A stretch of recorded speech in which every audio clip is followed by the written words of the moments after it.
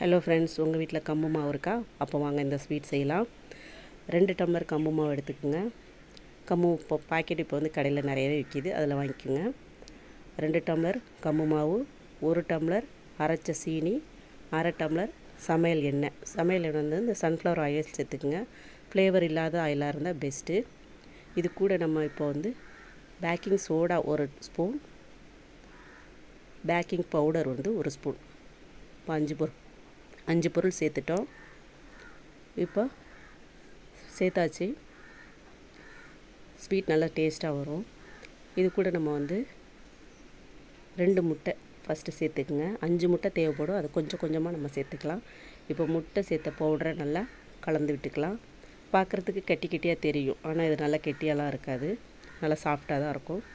இப்போ திரும்பவும் 2 முட்டை சேர்த்து நல்லா ஸ்பூனால் கிண்டி விடுங்க. இப்போ கிண்டி விட்டாச்சு. இப்போ பார்த்தீங்கன்னா கொஞ்சம் திக்னஸாக தெரியுது. ஸோ இதை வந்து அப்படியே நம்ம பேக் பண்ண முடியாது.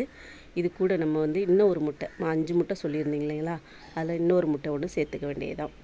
இப்போ 5வது முட்டையை சேர்த்து நல்லா கொஞ்சம் தின்னாக வர்ற மாதிரி நம்ம அது பண்ணிக்கலாம் மாவை.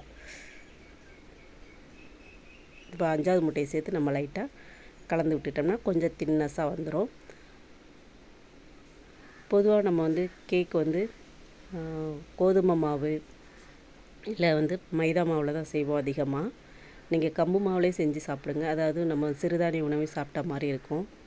எப்போதுமே வந்து கம்பில் வந்து உப்புமா, புட்டு அது மாதிரி தான் செய்வாங்க.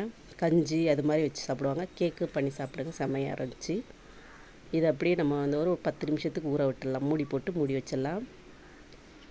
இப்போ நம்ம பேக்கிங் பண்ணுறதுக்கு உண்டான பாத்திரத்தை எடுத்துகிட்டு அதை நல்லா லெஃப்ட் டு ரைட்டு எல்லா இடத்துலையுமே வந்து நெய் தடவிட்டு இப்போ வந்து நம்ம ஊற வச்ச மாவை வந்து இதில் சேர்த்துட்டு மேலாப்பில் கொஞ்சம் வந்து தட்டி விட்டுக்கலாம். ஏன்னா கொஞ்சம் மேலிங்கிலுமா இருக்குங்களா, அதனால் சமப்படுத்தி வைக்கிறதுக்காக ஒரு ஸ்பூனில் நெய் தடவி அதை வந்து சமப்படுத்தி வச்சுருங்க.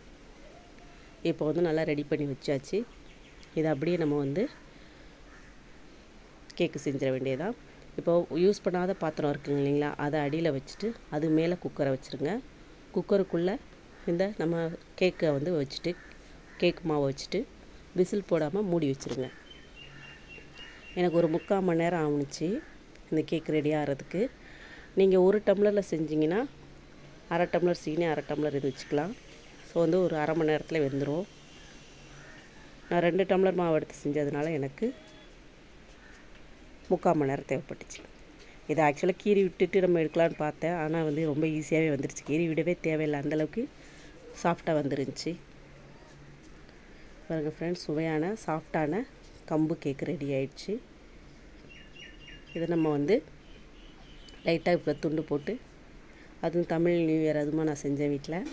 பக்கத்தில் உள்ளவங்களாம் கொஞ்சம் கொடுத்துட்டு அப்படியே நம்ம சாப்பிட வேண்டியதுதான்.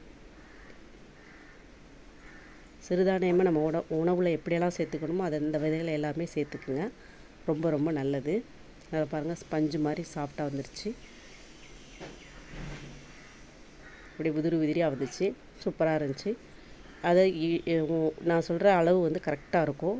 2 டம்ளர் கம்பு மாவுனா 1 டம்ளர் சீனி, 1/2 டம்ளர் எண்ணெய் சேர்த்துக்குங்க. 5 முட்டை கரெக்டாக இருக்கும். சூப்பராக இருந்துச்சு. குழந்தைங்களும் நல்லா விரும்பி சாப்பிட்டாங்க. டீ காஃபி கூட வந்து சேர்த்து சாப்பிட்லாம், அந்தளவுக்கு டேஸ்ட்டாக இருந்துச்சு. ஃப்ரெண்ட்ஸ், உங்கள் வீட்டிலே மறக்காமல் நீங்கள் செஞ்சு பாருங்கள். எப்படி இருக்குன்னு கமெண்ட் பண்ணுங்கள். என்னோடய சேனலை மறக்காமல் சப்ஸ்கிரைப் பண்ணிக்கோங்க.